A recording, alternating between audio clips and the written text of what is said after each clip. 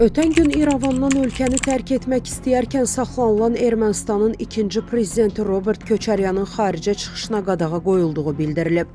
Global Info xəbər verir ki, bu barədə Köçəryanın ofisinin rəhbəri Baqrat Mikoyan məlumat verib.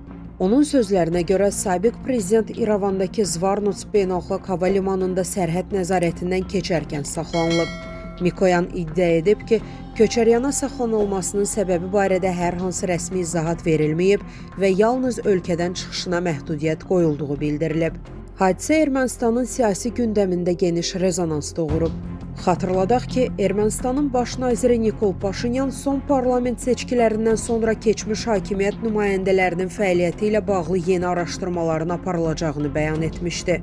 O, xüsusilə Robert Köçəryan və Serj Sərkisyanın hakimiyyətdə olduqları dövrlə bağlı bir sıra məsələlərin yenidən hüquqi qiymət alacağını vurğulamışdı. Siyasi müşahidəçilərin fikrincə, Köçəryanın ölkədən çıxışına qoyulan qadağa məhz bu proseslərin tərkib hissəsi ola bilər.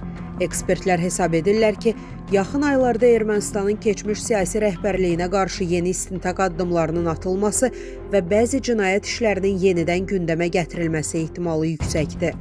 Qeyd edək ki, Robert Köçəryan uzun illərdir müxtəlif cinayət işləri və xüsusilə 2008-ci ilin mart hadisələri ilə bağlı hüquqi mübahisələrin mərkəzində yer alır.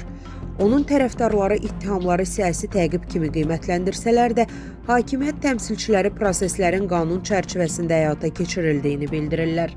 Statın sonu.